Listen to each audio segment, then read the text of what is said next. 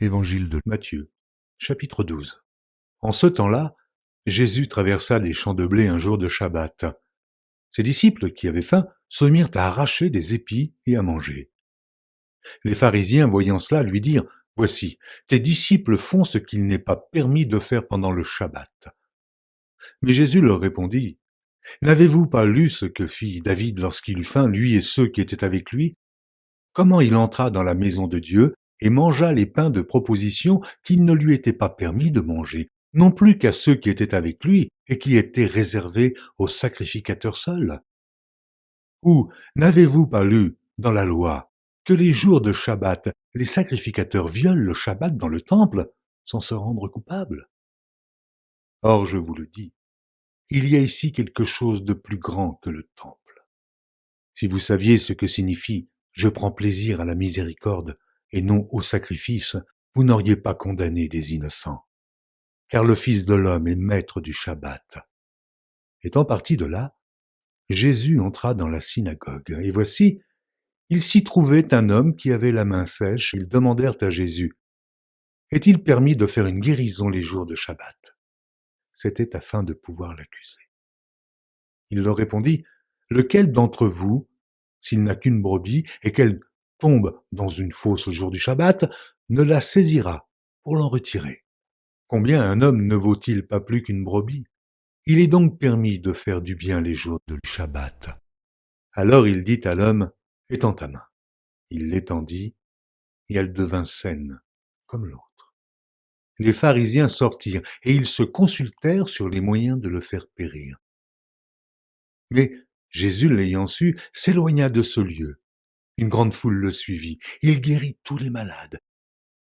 Et il leur recommanda sévèrement de ne pas le faire connaître, afin que s'accomplît ce qui avait été annoncé par Isaïe le prophète. « Voici mon serviteur que j'ai choisi, mon bien-aimé, en qui mon âme a pris plaisir.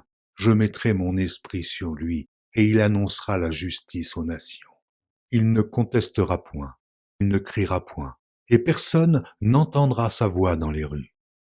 Il ne brisera point le roseau cassé, et il n'éteindra point le lumignon qui fume, jusqu'à ce qu'il ait fait triompher la justice, et les nations espéreront en son nom. » Alors on lui amena un démoniaque, aveugle et muet, et il le guérit, de sorte que le muet parlait et voyait. Toute la foule étonnée disait, « N'est-ce point là le fils de David ?»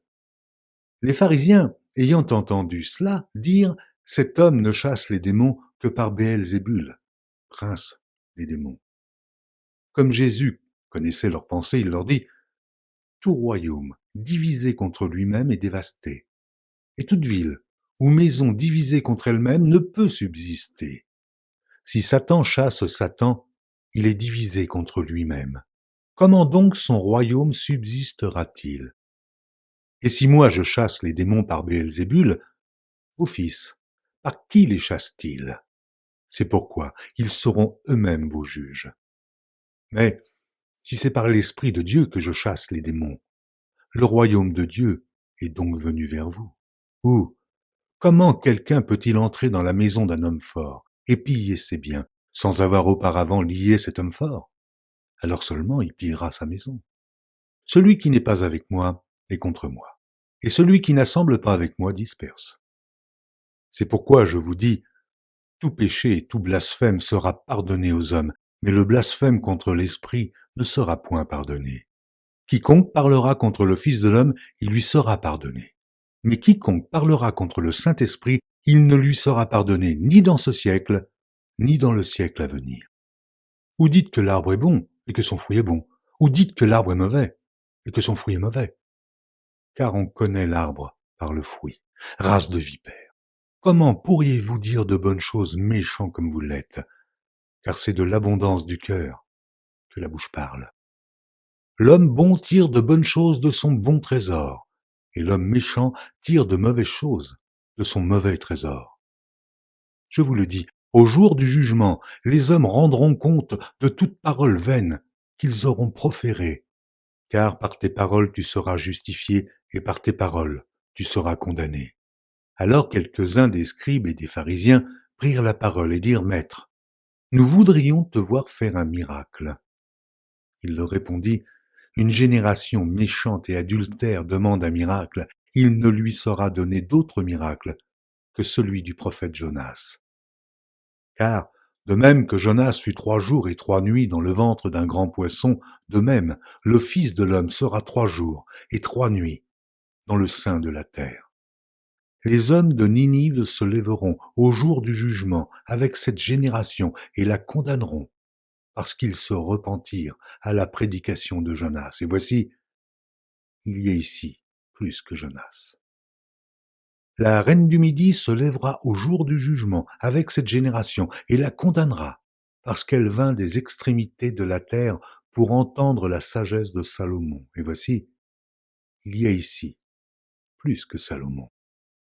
Lorsque l'esprit impur est sorti d'un homme, il va dans des lieux arides, cherchant du repos, et il n'en trouve point. Alors il dit, je retournerai dans ma maison, d'où je suis sorti. Et quand il arrive, il la trouve vide, balayée, et en est. Il s'en va, et il prend avec lui 7 autres esprits plus méchants que lui. Il entre dans la maison, s'y établissent. Et la dernière condition de cet homme est pire que la première. Il en sera de même pour cette génération méchante. Comme Jésus s'adressait encore à la foule, voici sa mère et ses frères, qui étaient dehors, cherchèrent à lui parler. Quelqu'un lui dit, voici ta mère et tes frères sont dehors, et ils cherchent à te parler. Mais Jésus répondit à celui qui le lui disait, qui est ma mère, et qui sont mes frères? Puis, étendant la main sur ses disciples, il dit, voici ma mère et mes frères. Car quiconque fait la volonté de mon Père qui est dans les cieux, celui-là est mon frère, et ma sœur, et ma mère.